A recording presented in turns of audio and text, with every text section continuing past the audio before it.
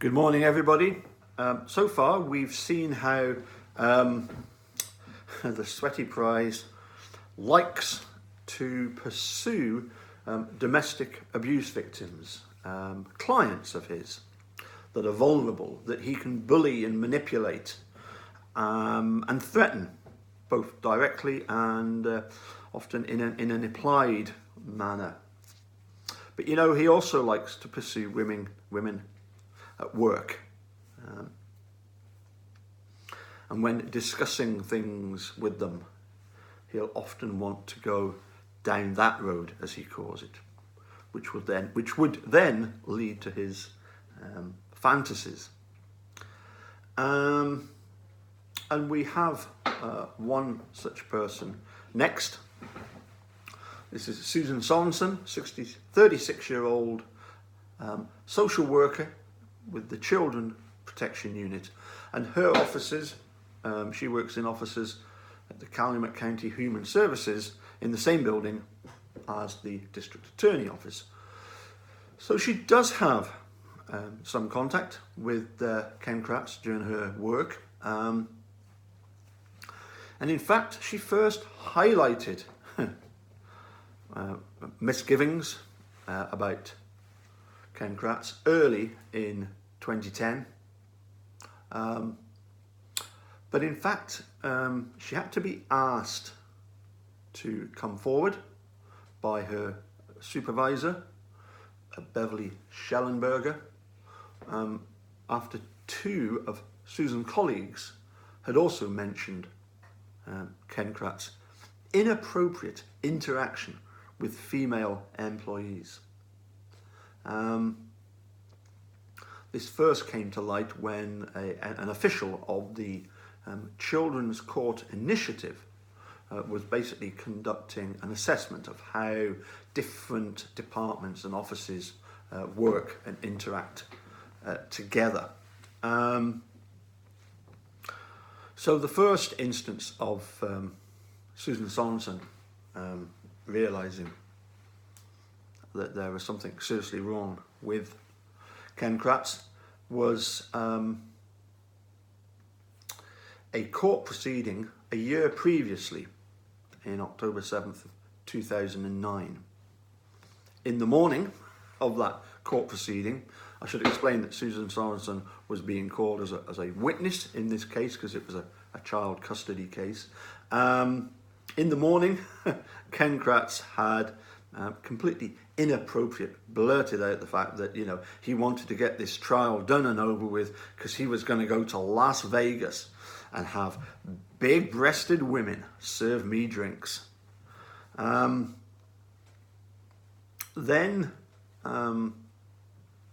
at break time, he asked her to meet him in a room to discuss the fact that she was going to be going to testify next in this case, and she was actually nervous about it. Had explained that, you know, she felt nervous about, you know, this court proceeding. To which Ken Kratz had said to her, "Well, put yourself in these hands. I won't lead you astray." What prophetic words they are. That's exactly what he would love to do.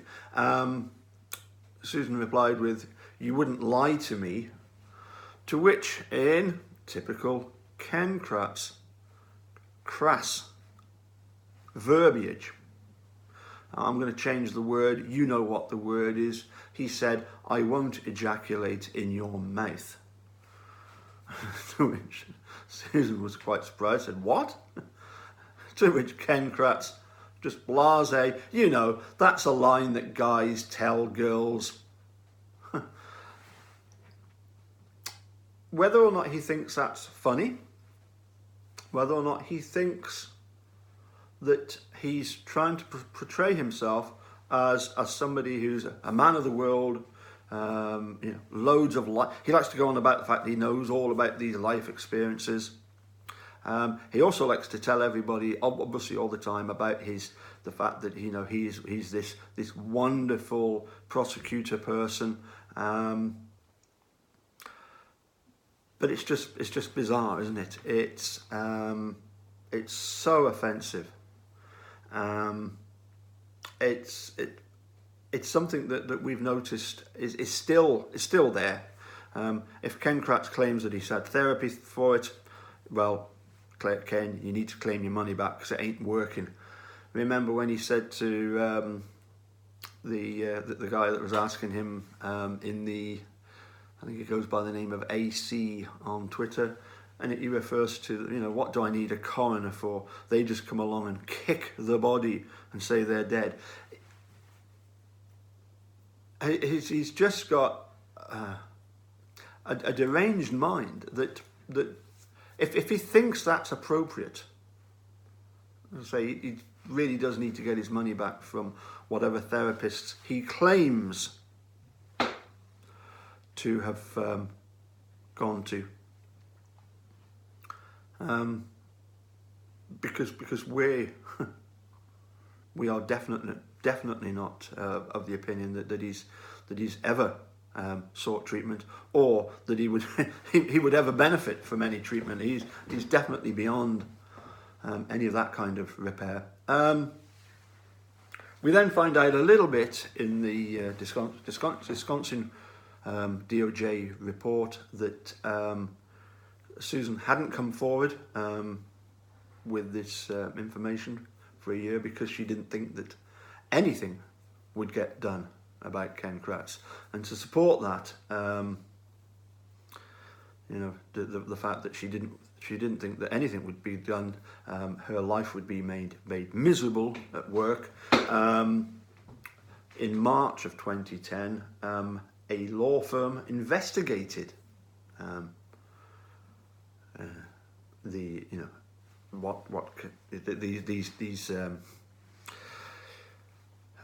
things that Ken Kratz had been saying. The fact that so many women, as we'll discover, that it's like everybody knows what he's like. A lot of people are afraid to come forward. They need to come forward as a collective rather than as individuals. But a law firm investigated, what was going on. Never even interviewed Ken Kratz. They only interviewed Susan Sampson, a colleague of hers, a Danielle Rausch, and somebody who we're going to read about next, a Becky Heatpus. Susan also stated to the DOJ that she thought that the head of the office, that the man in charge, Tom Romanesco, would be talking to Ken Kratz about his inappropriate interactions, get him to stop. But guess what? Nothing happened. I think one of the things that we've also noticed about Ken Kratz is that he loves to try and manipulate things. One of his favourite tricks is to try and make it seem as if the accuser is the one that's in the wrong. He'll always try and twist things around. Listen to the interview with Ryan Foley. You can see it a mile off. He immediately he's trying to tell Ryan Foley that he's in the wrong for even considering that this is some sort of news story. Tries to get people on the defensive, tries to get them off guard, tries to knock them off their train of thought. Anyway, as I say, that's number 5. As I say, slightly different to the other ones that were, as I say, victims of domestic abuse themselves. So they were the easy ones to bully and manipulate. But we find out that Ken Kratz has plans not just on the clients that he can abuse, but also he can try and just, I say, whether he thinks he's being funny or whether he's being a bit of a lad. He's a man of the world. Aren't I Mr. Wonderful? I can say what I like, and I can be talk dirty, as it were. Does that turn you on, sort of thing? In the hope that somebody's gonna I suppose if you ask enough women, Kratz, you might strike lucky every now and again. One in a million. But anyway, I think we're just finding out what an absolutely awful person Ken Kratz is. As if we need any more confirming. What we're finding out is that, and we'll get onto this in one or two of the other places, that his reputation is was well known throughout the whole of the county. There's a lot of people that were eventually, because of Stephanie Van Grohl's case, were able to come forward and say, this isn't a one-off. This is, as I say, this is Ken Kratz. This is his character. It's in his DNA. It's in his sweaty DNA. Bye for now.